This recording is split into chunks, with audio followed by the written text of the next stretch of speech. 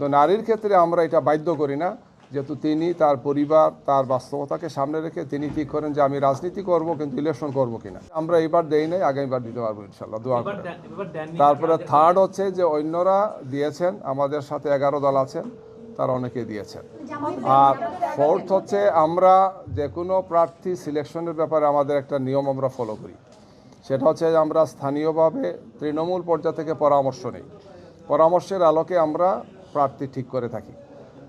এক্ষেত্রে আমরা পুরুষদের ক্ষেত্রে আমাদের তো কেউ কোনো প্রার্থী হতে পারেন না, নারীরাও সরাসরি বলতে পারেন যে আমি প্রার্থী হতে চাই, এটা আমাদের দলের একটা ঐতিহ্য। পুরুষের ক্ষেত্রে পরামর্শের আলোকে যার সিদ্ধান্ত আসে তিনি মানতে বাধ্য, কিন্তু নারীর ক্ষেত্রে আমরা এটা বাধ্য করি না, যেহেতু তিনি তার পরিবার তার বাস্তবতাকে সামনে রেখে তিনি ঠিক করেন যে আমি রাজনীতি করব কিন্তু ইলেকশন করব কিনা।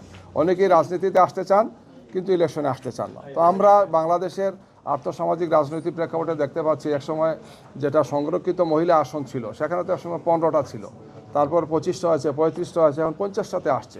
তো এইভাবে আস্তে আস্তে নারীদের আলহামদুলিল্লাহ আপনারাও বিভিন্ন জবে আসছেন, বিভিন্ন পেশায় আসছেন, রাজনীতিতে আসছেন, সামনে নির্বাচনেও আসবেন আমরা আশা করছি। এই ডেভেলপমেন্টটা হচ্ছে, সামনে দেখবেন ইনশাল্লাহ।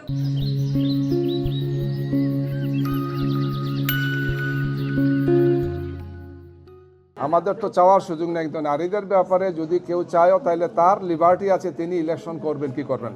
যেমন আমাদের 40%-এর উপরে হচ্ছেন আমাদের টোটাল ম্যান পাওয়ারের মধ্যে নারী, এটা অন্য দলে আমার মনে এতটুক নাই।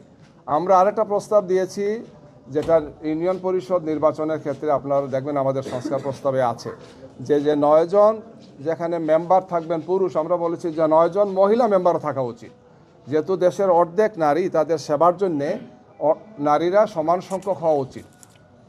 ইউনিয়ন পরিষদ হচ্ছে সেবা দেওয়ার সবচেয়ে গুরুত্বপূর্ণ প্রতিষ্ঠান তৃণমূল পর্যায়ে, এবং এটা আমাদের একমাত্র প্রস্তাব।